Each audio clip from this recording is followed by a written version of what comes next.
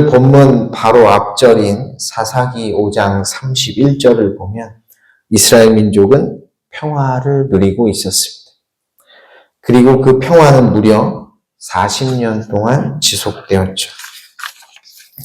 다시 말해 가나안 왕 야빈의 손아귀에서 벗어난 이래 40년 동안 이스라엘 민족은 그 어떤 민족에게도 침략당하지 않고 평화를 누리고 있었다는 것입니다. 그러나 이제 그 평화가 끝났죠. 사사기 6장 1절에 그 이유가 나옵니다. 여호와께서 7년 동안 그들을 미디안의 손에 넘겨주시니.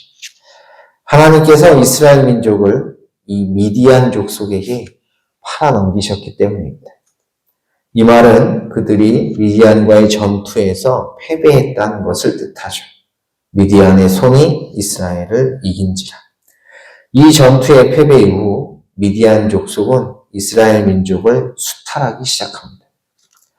이는 3절 이하에 아주 구체적으로 나오는데 3절을 보면 미디안 족속은 이스라엘 민족이 뭐 하면 쳐들어오죠? 파종을 하면 쳐들어옵니다. 심지어 그들은 쳐들어올 때 자기들만 쳐들어오는 게 아니라 다른 민족들과 연합해서 쳐들어옵니다. 아말렉과 동방 사람들이 치러 올라와서. 그러니 쳐들어오는 그들의 숫자가 많을 수밖에 없죠. 5절을 보면 그들의 숫자를 이렇게 표현하고 있습니다. 그 사람과 낙타가 무수합니다. 이스라엘 백성들이 파종을 하면 무수히 많은 군사를 이끌고 쳐들어온다는 말의 뜻이 무엇입니까? 이스라엘 백성들이 씨를 뿌리고 땀을 흘려 수고하여 거둔 곡식들을 빼앗으러 온다는 것이죠. 진을 치고 가사에 이르도록 토지 소산을 멸하여 얼마나 빼앗아 갔냐면 곡식 한 톨 남기지 않고 다 털어갔습니다. 이스라엘 가운데 먹을 것을 남겨두지 아니하며. 곡식만 수탈한 것이 아니죠. 4절 마지막을 보면 가축들도 다 빼앗아 갑니다. 양이나 소나 나귀도 남기지 아니하며. 곡식 한 톨 남기지 않고 가축 한 마리 남기지 않고 수탈해가는 그들의 모습을 5절은 이렇게 묘사합니다. 이는 그들이 그들의 짐승과 장막을 가지고 올라와 메뚜기 떼같이 많이 들어왔다. 한 번 지나가면 먹을 것 하나 남기지 않고 싹 다 먹어치우는 메뚜기 떼. 그래서 그것들이 지나간 자리에는 생명이 사라지고 죽음만이 남습니다. 바로 그들의 모습을 이 메뚜기 떼에 비유하고 있는 것이죠. 그래서 5절 마지막을 보면 그들이 한번 쳐들어오면 모든 것이 파괴된다고 말합니다. 그들이 그 땅에 들어와 멸하려 하니. 그래서 이 이스라엘 백성들은 나름 자구책을 마련했습니다. 그게 뭐죠? 2절에 나옵니다. 그들이 쳐들어올 것을 대비하여 어디로 도망가요? 산으로 도망갑니다. 이스라엘 자손이 미디안으로 말미암아 산에서 웅덩이와 굴과 산성을 자기들을 위하여 만들었습니다. 하지만 그것은 근본적인 해결책이 되지 않죠. 그러니 이스라엘 백성들의 삶은 궁핍할 수밖에 없습니다. 이스라엘이 미디안으로 말미암아 궁핍함이 심한지라 결국 그들은 하나님께 살려달라고 부르짖습니다. 이에 이스라엘 자손이 여호와께 부르짖었더라. 하나님께 제발 좀 살려달라고 눈물로 기도하는 것이죠. 그들이 하나님께 부르짖었다는 표현은 7절에서 다시 한번 재차 강조됩니다. 이스라엘 자손이 미디안으로 말미암아 여호와께 부르짖었습니다. 그만큼 그들은 절박했죠. 그렇다면 여기서 물어야 합니다. 도대체 왜 하나님은 이스라엘 백성들이 미디안 족속으로 인하여 고통을 당하게 하시는 것일까? 하나님 분명 그들을 이스라엘 민족을 미디안 족속에게 팔아넘기셨다고 했습니다. 왜 그렇게 하시나? 이유가 10절 마지막에 나오죠.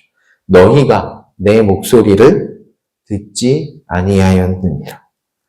하나님께서 이스라엘 민족을 미디안 족속에게 넘기셔서 전쟁에 패하게 하시고 궁핍한 삶을 살도록 하신 이유가 그들이 하나님의 말씀을 듣지 않았기 때문입니다. 하나님의 목소리를 들으려 하지 않았죠.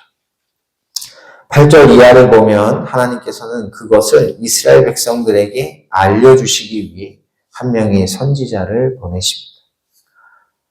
그리고 그를 통해 내가 너희를 애굽에서 인도한 하나님이라는 것을 다시금 확인시켜 주시죠.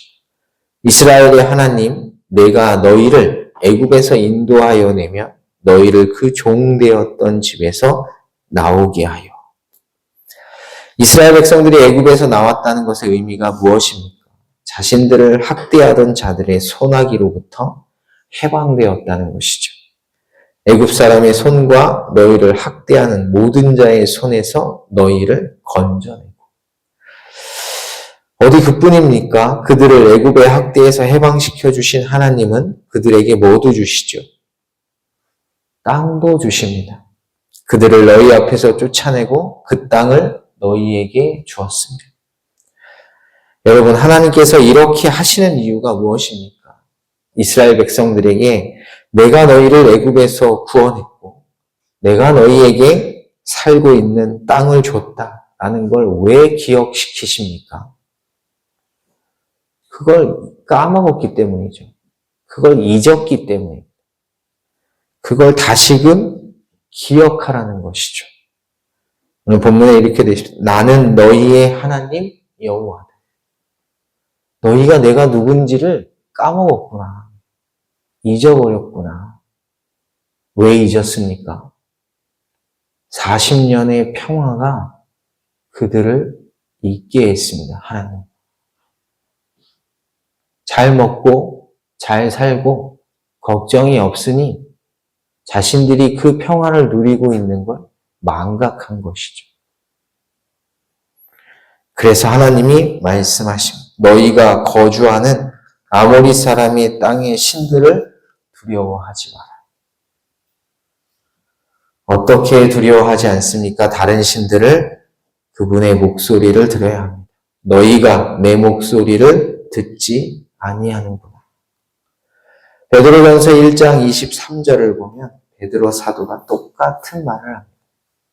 너희가 거듭난 것은 썩어질 씨로 된 것이 아니요 썩지 아니할 씨로 된 것이니 살아있고 항상 있는 하나님의 말씀으로 되었는다. 이스라엘 백성들을 애굽에서 구원하시고 그들에게 젖과 꿀이 흐르는 가나안 땅을 주신 하나님, 바로 그 하나님이 하나뿐인 아들을 십자가에 내어주셔서 나를 구원해 주셨습니다. 그리고 그 믿음을 고백하는 이들에게 저 영원한 생명의 나라인 하나님의 나라를 기업으로 주시겠다 약속하셨죠. 여러분, 이것을 진실로 믿으십니까? 그렇다면 주님의 목소리에 귀를 기울이십시오. 그분의 말씀을 듣지 않는 것을 두려워해야 합니다. 그런데 우리의 두려움은 다른 것들이 많죠. 내 앞에 있는 걱정과 염려, 어떻게 먹고 살 것인지, 자녀에 대한, 건강에 대한, 사업에 대한, 직장에 대한, 그게 두려운 게 아니라는 것입니다. 예수님이 이렇게 말씀하십니다. 몸은 죽여도 영혼은 능히 죽이지 못하는 자들을 두려워하지 말고 오직 몸과 영혼을 능히 지옥에 멸하실 수 있는 이를 두려워하라. 오늘 하나님의 말씀대로 하나님의 뜻대로 살아야 합니다. 그렇게 살지 못하는 것을 두려워해야 하죠. 우리를 믿음으로 이끌지 않는 그 수많은 시험과 유혹을 오늘 또 살아가게 될 것입니다.